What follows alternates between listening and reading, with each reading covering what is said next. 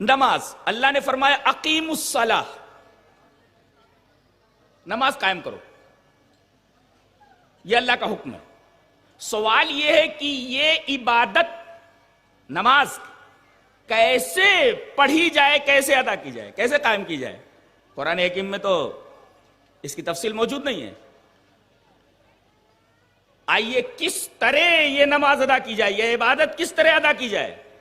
حدیث اس طرح وعن ابی قلابۃ حدثنا ابو سلیمان مالک بن الحویرث قال لنا رسول اللہ صلی اللہ علیہ وسلم صلوا كما رأيتموني اصلي فاذا حضرت الصلاة فليؤذن لكم احدكم وليؤمكم اکبركم رواہ البیہقی فی السنن الکبریٰ۔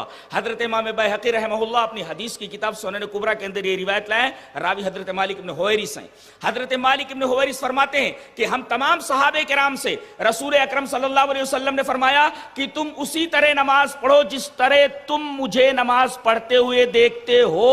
دیکھیے نماز ایک عبادت ہے، یہ اس وقت تک قبول نہیں ہو جب تک کہ نبی کریم صلی اللہ علیہ وسلم کی بتائی ہوئی کیفیت کے مطابق نہ ادا کی جائے۔ دلیل یہ حدیث پاک۔ وعن ابی ہریرہ رضی اللہ تعالی عنہ عن النبی صلی اللہ علیہ وسلم قال ان الرجل لیصلی 60 سنة وما تقبل له صلاة لعله يتم الركوع ولا يتم السجود ويتم السجود ولا يتم الركوع رواه المنذری فی الترغیب والترہیب وقال الالبانی هذا حدیث صحیح۔ یہ حدیث صحیح ہے اور راوی حضرت ابو ہریرہ رضی اللہ تعالیٰ عنہ اور امام منذری رحمہ اللہ اپنی حدیث کتاب ترغیب اور ترہیب کے اندر یہ روایت اسی طرح لائے ہیں۔ حضرت ابو ہریرہ فرماتے ہیں کہ نبی اکرم صلی اللہ علیہ وسلم نے ارشاد فرمایا کہ ایک آدمی اللہ کے حضور پیش ہوگا، اللہ پوچھے گا، اسے معلوم ہے کہ تم نے نماز کتنے سال پڑھی؟ وہ کہے گا 60 سال۔ ان الرجل لیصلی 60 سنة، 60 من 60 سنہ من ایئرس، 60 سال میں نے نماز ادا کی ہے۔ اللہ فرمائے گا وما تقبل له صلاۃ، تیری ایک بھی نماز نہیں ہوئی۔ سوال یہ ہے کہ یہ آدمی تو 60 سال نماز پڑھ کر کے گیا ہے اور اللہ یہ فرما رہا ہے کہ اس کی ایک بھی نماز نہیں ہوئی۔ کیوں؟ اس لیے کہ اس نے اس طریقے سے نماز نہیں ادا کی جس طریقے سے نبی نے نماز پڑھنے کا طریقہ بتایا تھا۔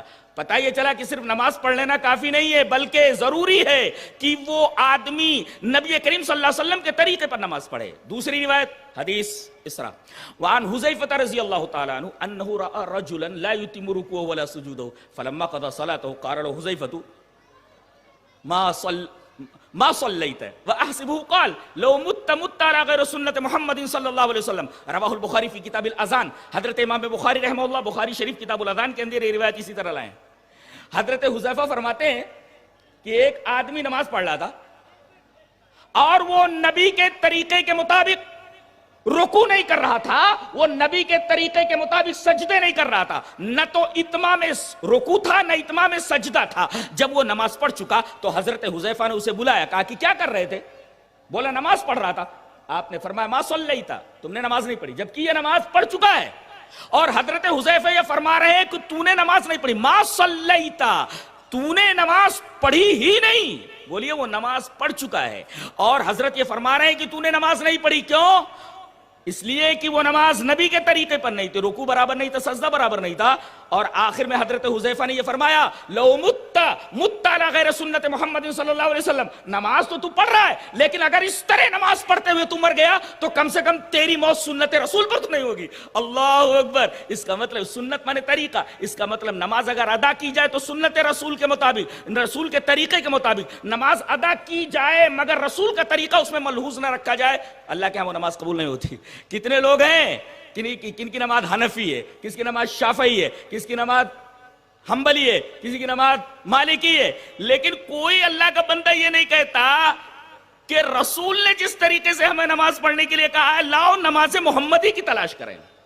نماز پڑھ لینا کافی نہیں ہے، بلکہ یہ دیکھنا ضروری ہے کہ نماز کس طریقے سے ادا کی گئی ہے۔